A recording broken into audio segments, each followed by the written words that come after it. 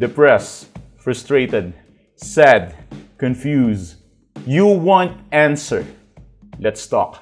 Give me a message sa page ko sa Philippine Dating Coach and you can have one-on-one coaching with Coach Baze, your dating coach. Just please subscribe to my channel and hit the bell button.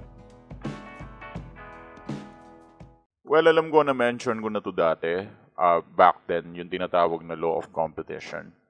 The thing is, hindi na nagiging competitive yung ex mo towards you because na-view ka niya as a low value. Kaya kung mataas ang value mo, magiging competition ka. So, paano ba nagiging competition ng isang tao?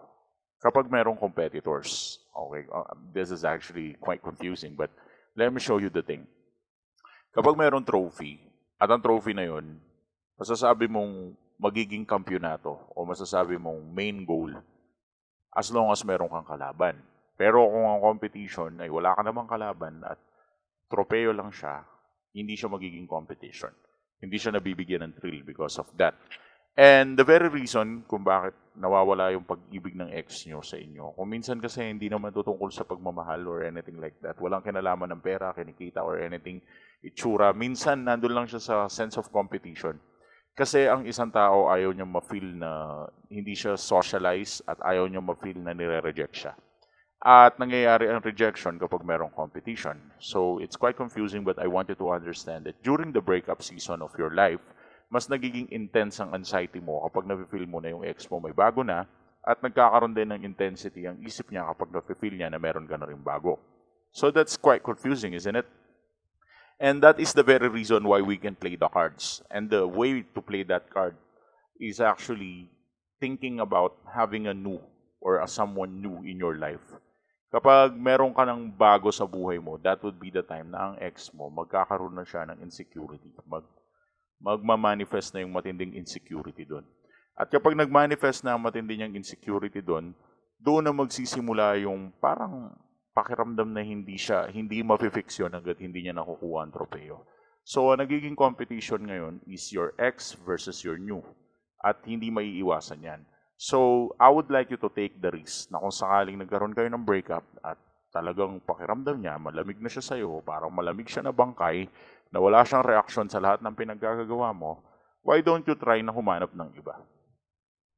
Kahit date-date lang, kahit huwag mo muna seryosohin, hindi naman sa ginagawa mong rebound yun. Always inform ang bago mong ka-date na date lang muna, don't take it too personal. Let's just have some conversational na pakikipag-usap, ganun lang, parang continue lang tayo sa ganun, pero hindi pa to official. So, inform them na nasa dating pa lang kayo at makahanap ka ng iba and then that would be the time na bigla niyang ma-realize na parang mahal ka niya. And the reason kung ba't niya na-realize na mahal ka niya, hindi dahil sa mahal ka talaga niya, kundi dahil meron lang kompetisyon at ayaw niyang ma-cast out mula dun sa idea na napagpalit siya.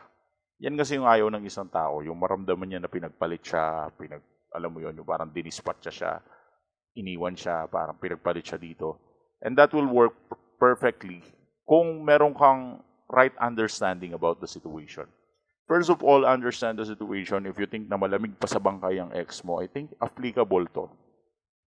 Kasi kahit mag-no contact rule ka or anything, kapag wala na talaga na-feel sa'yo, malamig na bangkay, hindi ka niya pagbibigyan ng oras para patusin ka niya, di ba?